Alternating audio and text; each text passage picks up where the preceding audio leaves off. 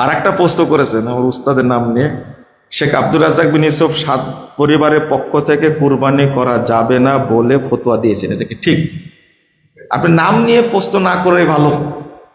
আমার উস্তাদ, উস্তাদ হিসাবে উস্তাদকে সম্মান দিতে হবে। ফতুয়াগত ইখতিলাফ বা একটু মতভেদ থাকতেই পারে, অস্বাভাবিক কিছু না, কিন্তু উস্তাদ হিসেবে সম্মান করতে হবে। তো যেমন আমাদের সভাপতি মহোদয় অধ্যাপক ডক্টর আব্দুল্লাহ ফারুক সালাফি, তিনি আমাদের সেক্রেটারি মহোদয় শহীদুল্লাহ খান মাদানির সরাসরি ছাত্র। তাই বলে কি শহীদুল্লাহ মাদানি ছাত্র, সভাপতি সাহেবের ছাত্র, কিন্তু আমাদের সেক্রেটারি সাহেব ডক্টর শহীদুল্লাহ খান মাদানি কার ছাত্র? অধ্যাপক ডক্টর আব্দুল্লাহ ফারুক সালাফির ছাত্র কিন্তু। তো এখন মাসালাগত যদি মতভেদ থাকে, কিন্তু সম্মানের জায়গায় কি সম্মান দিতে হবে। মানুষের বুঝ আলাদা থাকে না। যেমন ইমাম শাফির ছাত্র হলেন ইমাম আহমদ। তো একটা মাসালায় ইখতিলাফ হয়েছে, ইমাম আহমদ বিন হাম্বল রহিমাহুল্লাহ একটু মন খারাপ করেছেন।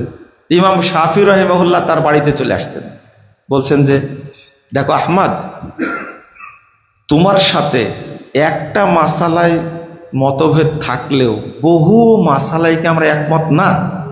দেখেন কত গুরুত্বপূর্ণ কথা, বুঝেন না মনে আপনারা? বহু মাসালায় কি একমত, কিন্তু কোন মাসালায় কি যদি ইখতিলাফ থাকে, এই জন্য এটাকে কি বড় করে দেখা উচিত না। ভাগা কুরবানি দেওয়া যাবে, এবং পরিবারের পক্ষ থেকে যিনি কুরবানি দিচ্ছেন, ঠিক আছে, যিনি কুরবানি দিচ্ছেন, একজন দিচ্ছে, অভিভাবক দিচ্ছে, নেকি সবাই পাবে। কিন্তু একটা হাদিস অনুবাদ করা হয়, আল বাকারাতু আন সাবাতিন ওয়াল জাজুরু আন সাবাতিন, গরুতে 7, উটে না 7। এই হাদিসটাতে আসছে গরুতে 7, উটে 7, কিন্তু উটেও যে 10 জন দেওয়া যায়, এটা তো হাদিস আসছে। তাহলে উটে সর্বোচ্চ কতজন? 10 জন। আর গরুতে সর্বোচ্চ কতজন? 7 জন। 7 জনের কমেও দেওয়া যায়, 5 জনে, 6 জনে দেন, আপনি 3 জনে দেন, 2 জনে দেন, কোনো সমস্যা নাই। পরিবারের পক্ষ থেকে একজন কুরবানি দিলে নেকি সবাই পাবে। কিন্তু আমাদের দেশে একটা কথা বলা হয়, 7 জনের পক্ষ থেকে শুধু নেকি 7 জনই পাবে। এই 7 জনের অনুবাদই হলো 7 পরিবার। কয় পরিবার? কারণ এই অনুবাদটা করেছেন কারা? সাহাবী, তাবেঈ, তাবে যারা এই হাদিসটাকে তারা মানছেন, তাই না?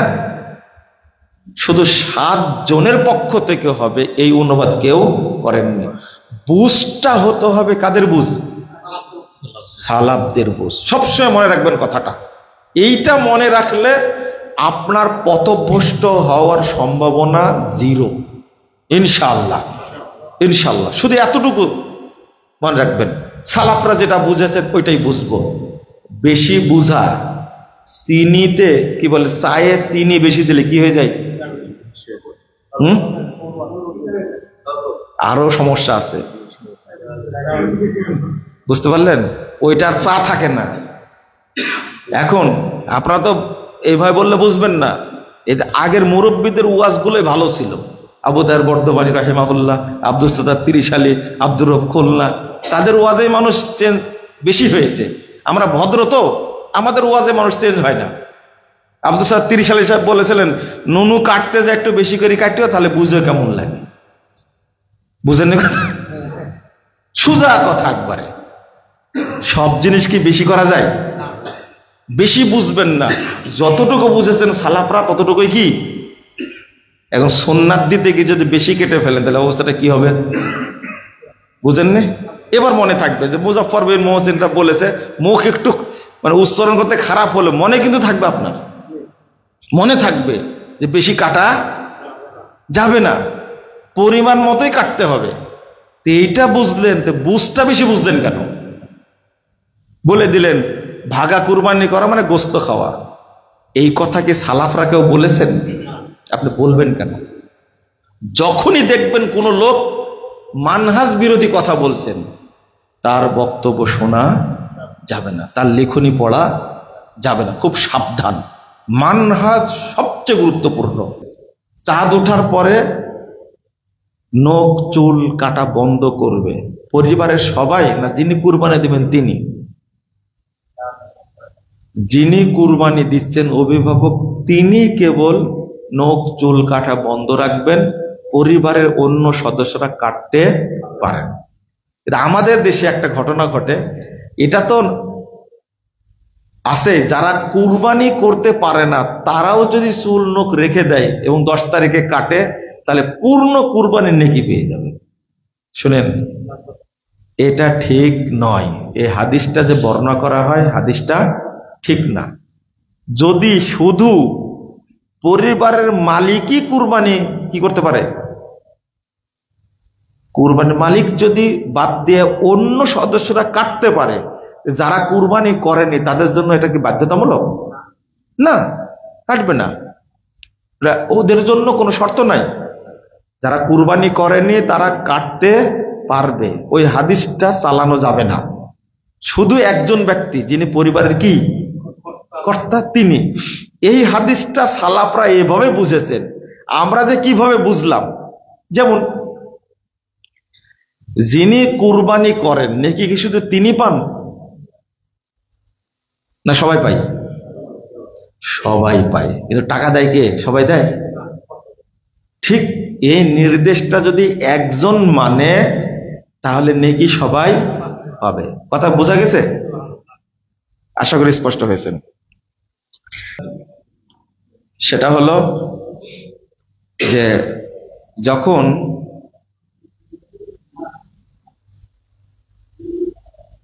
হাসি আসে না হাই আসে, হাই যখন আসে, হাসি লেখছেন মনে হচ্ছে নাকি? আচ্ছা আচ্ছা আচ্ছা, লা হাওলা ওয়ালা কুওয়াতা ইল্লা বিল্লাহ বলে, তাই না? আমাদের যে প্রচলিত, ওই এয়ারপোর্টের গল্প করেছিলাম মনে হয়, তাই না, বক্তব্যের মধ্যে, যে এক ভদ্রলোক এয়ারপোর্টে, ঢাকা এয়ারপোর্টে দূর থেকে দেখছে, আসে না কাছে, দেখ সময় আসলো, সালাম দিল। অনেক দূর থেকে দেখছি কিন্তু আসতে ভয় করছি। কেন ভয় পাচ্ছেন? যদি বলেন জাল। কেন? বলছে এত কষ্ট করে সব মুখস্থ করলাম, এখন বলেন জাল।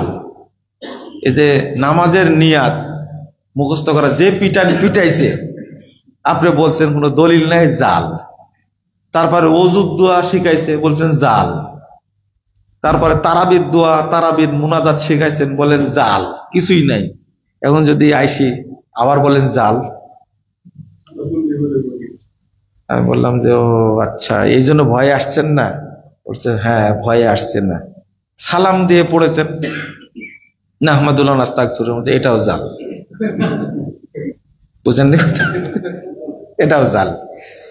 তো বসছে, তো না হাই আসতে মুখে হাত দিয়ে বলছে লা হাওলা ওয়ালা কুওয়াতা ইল্লা বিল্লাহ, এটাও জাল। আরো কাহিনী আছে। আপনি বলেছেন এখানে এটা বেদাত, দয়া করে সহি সুন্নাহ মতে কি বলতে হবে জানা উপকৃত হবে। এর কোনো দলিল পাওয়া যায় না, কি বলতে হবে? হাদিস আছে কি শুধু মুখে হাত দিতে হবে। কি দিতে হবে? শুধু মুখে হাত দিতে হবে। দেন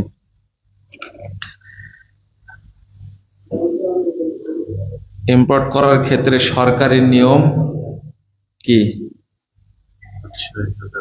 800-1000 এলসি করতে হবে, কিন্তু মালের দাম $2000, $800 এলসি করতে হবে,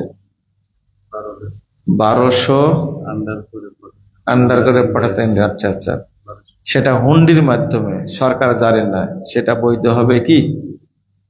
কারণ আমাদের দেশে টিটি আন্ডার করার সরকারি কোনো নিয়ম নাই।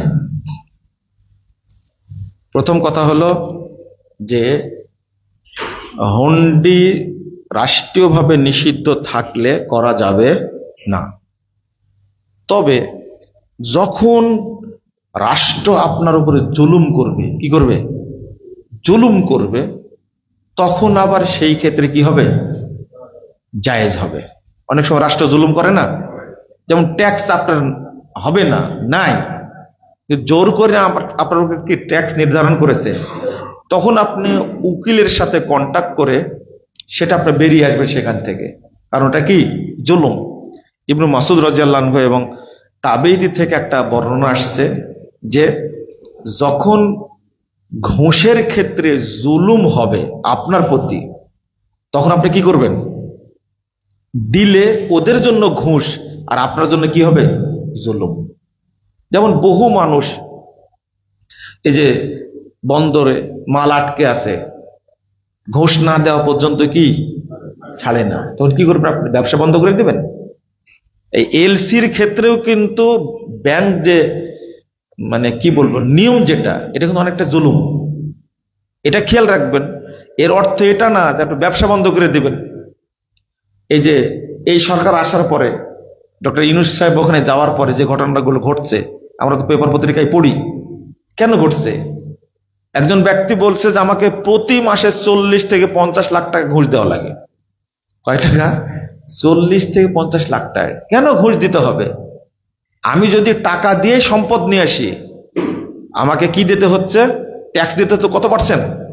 একটা গাড়ির দাম যদি আমরা এখানে বাংলাদেশ থেকে কিনি, মূল টাকা হচ্ছে সর্বোচ্চ 15 লাখ টাকা, সেখানে সেই গাড়িটার দাম নিচ্ছে আমাদের কাছ থেকে 45, 50, 55 লাখ টাকা নিচ্ছে।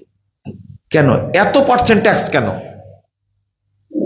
এরপরেও সরকারি যেটা কোষাগার, সেখানে ফান্ড শর্ট, আবার মানে এই কি বলে রেমিটেন্স আসার জন্য ওয়াজ করি আমরা।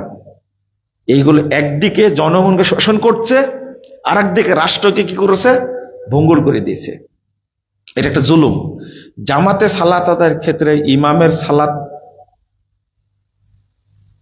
সবার সালাত কি লেখছে, জামাতে সালাত আদায় ক্ষেত্রে ইমামের সালাত সবার সালাত হবে না, যার যার সালাত তার তার। ও, এই লজিক আপনার ব্রেনে ঢুকলো কি করে? একটা হাদিস আসছে যে ইমামের দোয়া মুক্তাদির দোয়া, আর ইমাম যদি দোয়া না করে মুক্তাদির জন্য সালাতে, তাহলে খেয়ানত করলো। এই হাদিসটা জাল। এই হাদিসটা কি? জাল। এটা কিন্তু কেউ দলিল হিসেবে পেশ করে, তিরমিজির হাদিস, হাদিসটা ঠিক না। দ্বিতীয়ত একটা হাদিস আসছে, ইমাম যে তেলাওয়াত করে সূরা ফাতিহার পরে যে তেলাওয়াত করলে, এই তেলাওয়াতের নেকি ইমাম পাবেন যেমন, মুক্তাদিও কি পাবেন, যদি মনোযোগ দিয়ে শোনেন। কারণ কোরআন তেলাওয়াত শোনাটাই একটা ইবাদত। ওয়াইদা কুরিয়াল কুরআনু ফাসতামিউ লাহু ওয়া আনসিতু লাআল্লাকুম তুরহামুন। অর্থাৎ সূরা ফাতিহার পরে যেটা তেলাওয়াত করে, এটা ইমাম তেলাওয়াত করলে আর আপনি শুনলে, ইমাম তেলাওয়াতের কারণে নেকি পাবে, আর আপনি শোনার কারণে কি, ফাসতামিউ লাহু ওয়া আনসিতু, মনোযোগ দিয়ে চুপচাপ শোনো। আচ্ছা, আরেকটা দিন।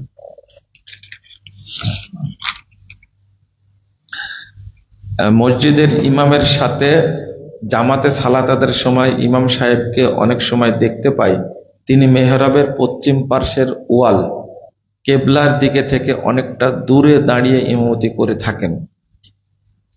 জামাত চলাকালীন কোনো মুসল্লি যদি বৈধ জায়েজ কারণে কাতারের মধ্যে ভিতর দিয়ে চলাচল করতে হয়, তাহলে কি গুনাহ হবে? আমরা জানি ইমামের সূত্রাই মুসল্লির সূত্রা হিসাবে বর্ণিত। তাহলে ইমাম সাহেবকে কতটুকু দূরত্বে দাঁড়ালে সূত্রা হিসাবে গণ্য হবে? 3 হাত। কয় হাত? হাদিসে 3 হাতের কথা আসছে।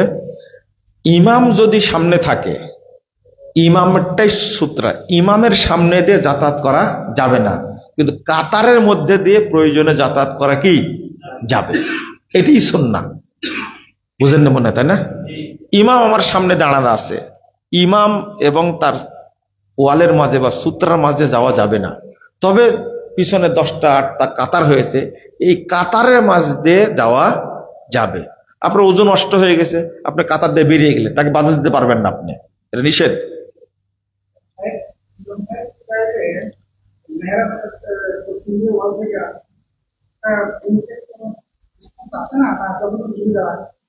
ইমাম আবার বলেন। আচ্ছা, মেহরাব থেকে কত দূরে দাঁড়াবেন, এটা পশ্চিম থেকে কত দূরে দাঁড়াবেন? একটা হাদিস আসছে যে ওয়াল এবং সেজদার জায়গা একটা বকরি যেতে পারবে, এতটুকু ফাঁক থাকলেই হবে। বকরি, একটা হাদিস আসছে, এতটুকু ফাঁক থাকলেই হবে। আর একটা হলো, যখন দেখবেন যে মুসল্লি কম, তখন ইমাম সাহেবকে বলবেন যে মুসল্লিদের কাতারে দাঁড়েন, আর মুসল্লিরা পিছনের কাতারে দাঁড়াবে, ঠিক আছে? আর যখন মুসল্লি বেশি, তখন কি মেহরাবের মধ্যে দাঁড়াবে, কোনো সমস্যা নাই। বুঝলেন মনে হয় কথাটা?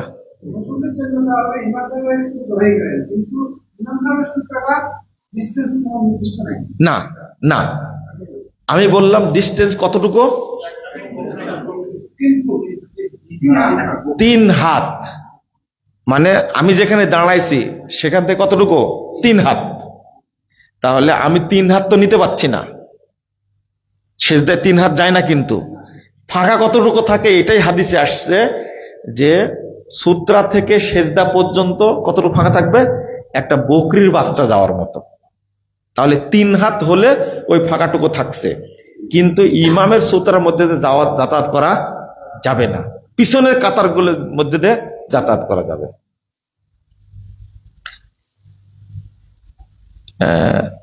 একবার জনৈক শায়েখের দার্সের আলোচনায় শুনেছিলাম, আমাদের প্রিয় নবী সাল্লাল্লাহু আলাইহি সাল্লাম একজন সাহাবীকে ইলম ও তারবিয়াত প্রদানের সময় 2 হাতের মাধ্যমে মুসাফা কর্মর্দন করেছিলেন।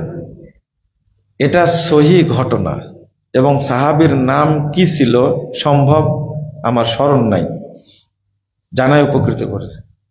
এই সাহাবী হলেন আব্দুল্লাহ ইবনে মাসউদ রাদিয়াল্লাহু আনহু।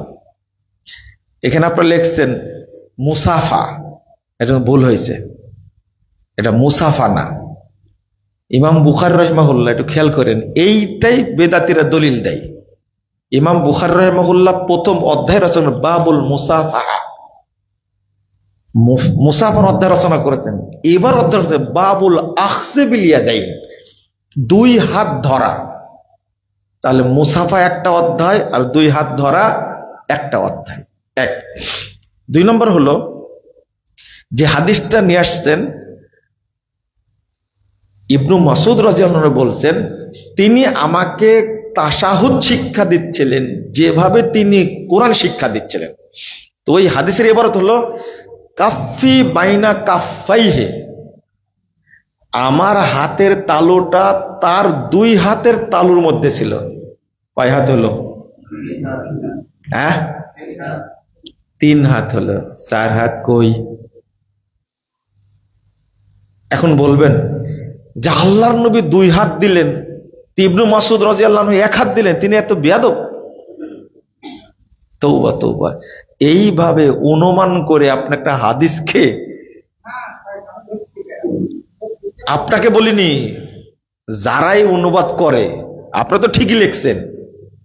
মানে হাদিসের এবারটা কি, আমার হাতের তালুটা রাসূল সাল্লাল্লাহু আলাইহি ওয়াসাল্লাম 2 হাতের মাঝখানে ছিলেন।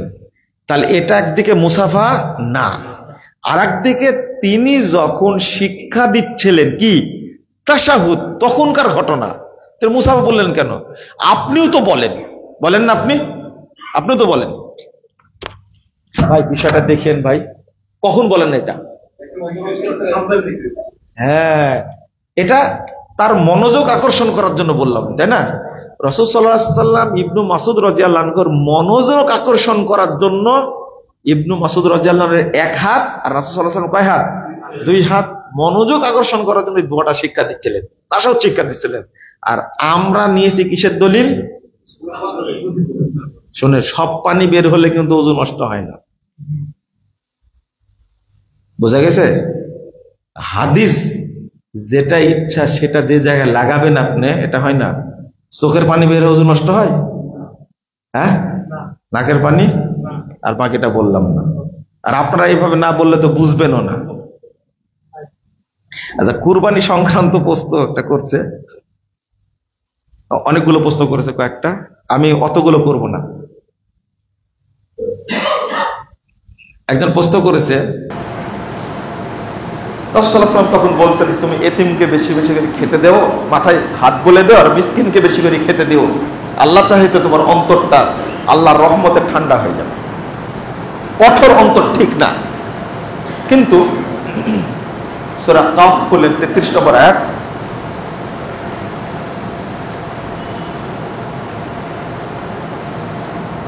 কলবুন মুনীব বলা হয়েছে, অর্থাৎ অনুগত অন্তর। আর একটা হলো কলবে সালিম, সুস্থ অন্তর। তাহলে আপনার অন্তরটা সুস্থ, আল্লাহর প্রতি কি অনুগত? কলবকে কলব বলা হয় কেন? রাসূল সাল্লাল্লাহু আলাইহি ওয়াসাল্লাম বলছেন, ইন্নামা সুম্মিয়াল কলবু বিতাকাল্লুবিহি, অন্তর ঘন ঘন পরিবর্তন হয়, এই জন্য এই অন্তরের নাম রাখা হয়েছে কি? কলব, তাকাল্লুব থেকে। রাসূল সাল্লাল্লাহু আলাইহি ওয়াসাল্লাম এবার বলছেন, লাকলবু বানি আদম আসরাউ তাকাল্লুবিহি মিনাল কিদ্র, ফুটন্ত পানি ডেকচির মধ্যে, পাতিলের মধ্যে যত জোরে ফুটে, রাসূলুল্লাহ সাল্লাল্লাহু আলাইহি ওয়াসাল্লাম বলছেন, বানি আদমের, আদম সন্তানের অন্তর তার চেয়ে দ্রুত পরিবর্তন হয়। কখন পরিবর্তন হয়ে যাবে বুঝতে পারবেন না। তারপরে রাসূলুল্লাহ সাল্লাল্লাহু আলাইহি ওয়াসাল্লাম বলছেন, মানুষের অন্তর যখন পরিবর্তন হয়ে যায়,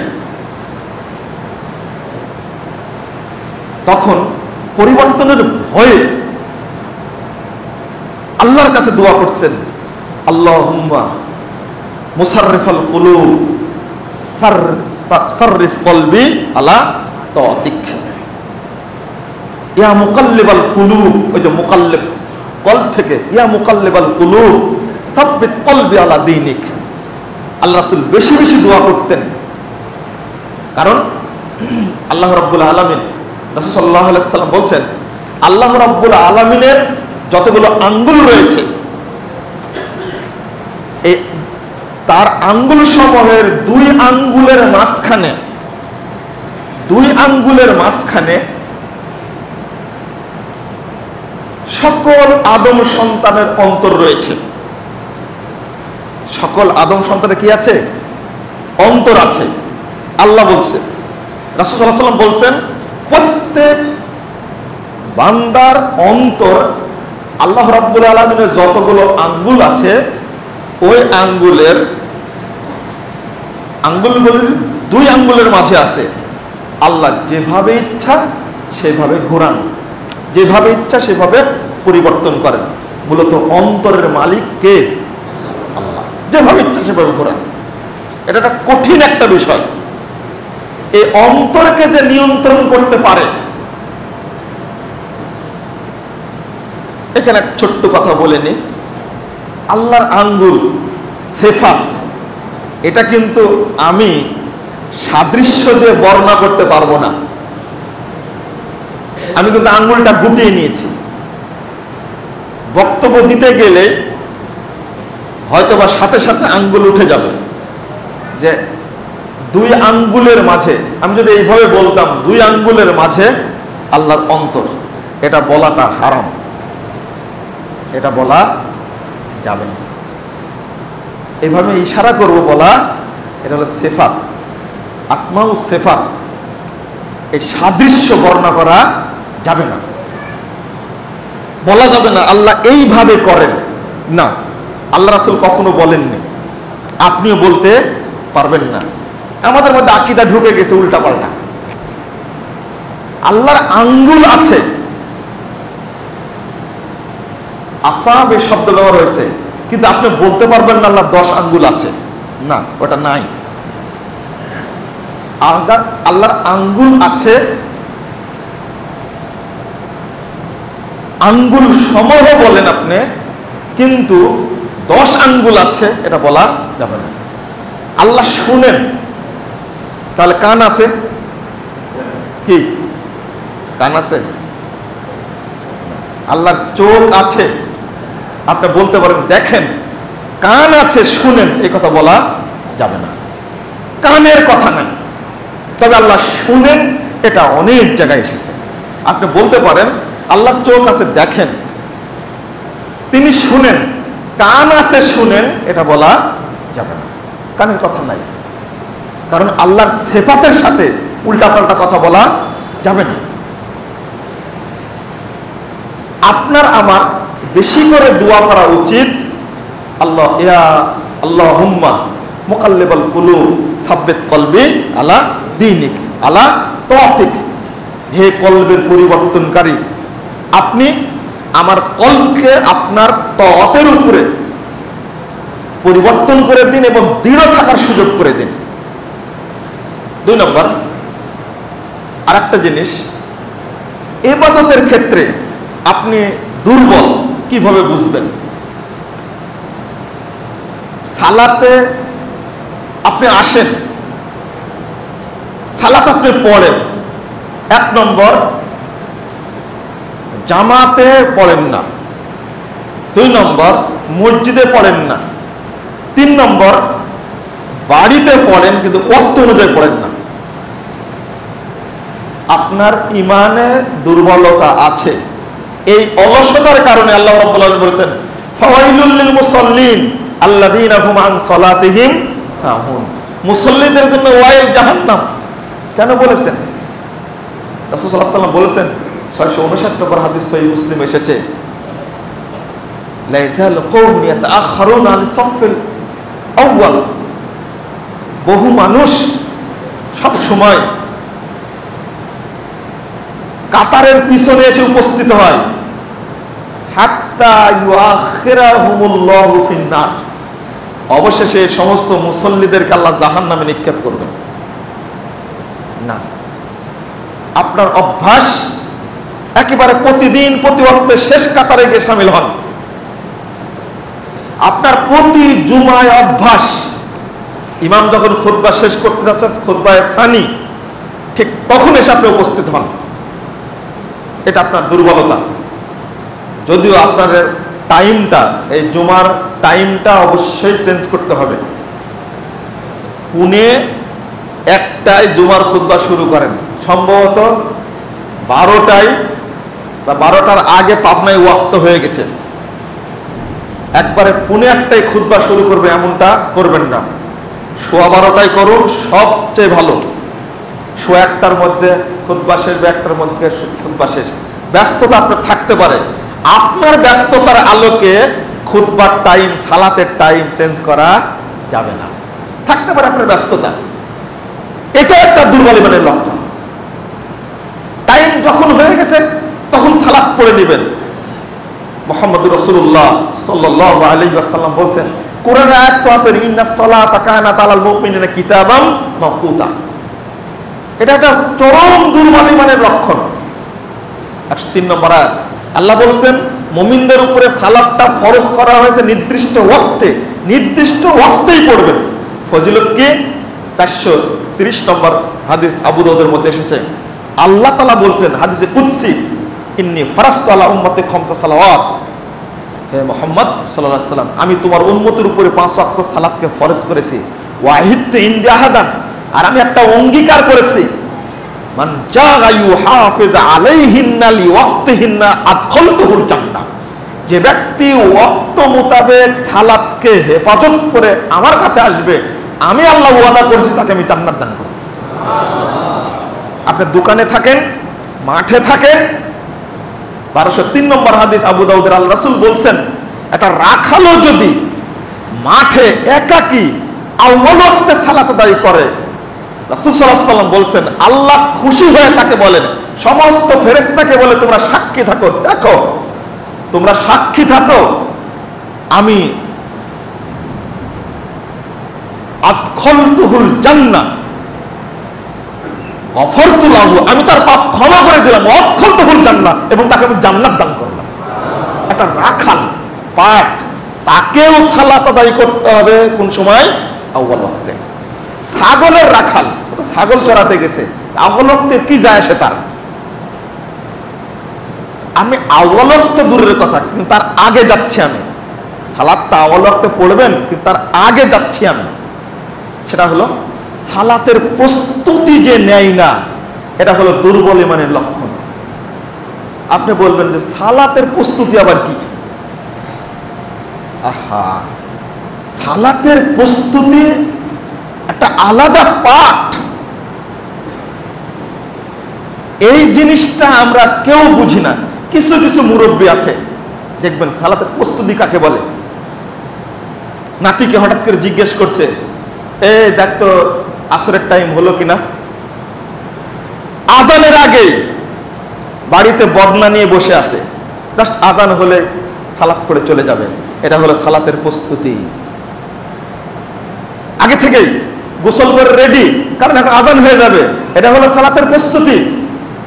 51 নম্বর হাদিস, তিরমিজি খুলুন। মুহাম্মদ রাসূলুল্লাহ সাল্লাল্লাহু আলাইহি ওয়াসাল্লাম বলছেন, 3 শ্রেণীর মানুষের পাপ আল্লাহ ক্ষমা করে দেন, নিষ্পাপ করে দেন 3 শ্রেণীর মানুষকে। এবং 3 শ্রেণীর মানুষকে আল্লাহ রাব্বুল আলামিন যার মধ্যে 3টা বৈশিষ্ট্য আছে, আল্লাহ তাকে মাফ করে দেন এবং তার মর্যাদাকে বৃদ্ধি করে দেন। একটা হলো ইসবাকুল উযু, সুন্দর করে ওযু করে, তাড়াহুড়া করে না ওযুর সময়।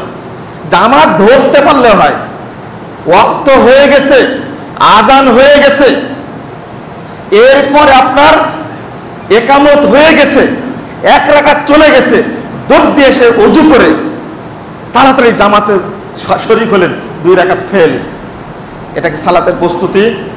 এটা কি আউয়াল ওয়াক্ত? এটা কি জামাত ধরা? ওই হাদিসটা বলতে গিয়ে ফেরত আসছি। আল্লাহ যারা মসজিদে সালাত পড়ে, জামাতে পড়ে, কিন্তু শেষ রাকাতে উপস্থিত হয় সব সময়, আল্লাহ এদেরকে জাহান্নামে দিবেন। বেনামাজির কথা এখানে আসেনি, ওটা আলাদা পাঠ, ও তো মুসলমানই না। নামাজি ব্যক্তি মসজিদে পড়ে, জামাতে পড়ে, ওর অপরাধ ছিল শেষ রাকাতে শামিল হয়, আল্লাহ কোথায় দিবেন? জাহান্নামে দিবেন। কেন? সালাতের প্রস্তুতি দরকার নাই। আপনি আপনার জীবনে কোনোদিন সালাতের প্রস্তুতি নেননি। নামাজ পড়েন মুসল্লি, কিন্তু আপনি এত অলস, হয়তো কাজা করেন না, আপনার মধ্যে পূর্ণ ঈমান নাই, আপনি তৃপ্তি পাবেন কি করে? প্রস্তুতির জন্য কি আল্লাহ রাসূল ইসবাকুল উযু, সুন্দর করে ওযু করে। তারপরে বলছেন কাসরাতুল খুদা ইলাল মাসাজিদ, মসজিদে বেশি বেশি যায়, সবসময় মসজিদে যায়। 3 নম্বরটা হলো ইন্তেজারুস সালাহ বাদাস সালাহ, সালাতের পরে, এক সালাতের পরে আরেক সালাতের জন্য অপেক্ষায় থাকে। বলে এই দেখো সালাতের টাইম হয়ে গেছে, ধমক দেয়। কিছু মুরব্বী আছে যাদেরকে আমরা দেখি, তারা সালাতের জন্য যতই কাজ থাক না কেন, এটা হলো। এরপর আল্লাহ রাসূল বলছেন যালিকুমুর রিবাত, যালিকুমুর রিবাত, যালিকুমুর রিবাত। এটাই হলো সালাতের পাহারা দেওয়া, এটাই হলো সালাতের প্রস্তুতি, এটাই সালাতের পাহারা দেওয়া, এটাই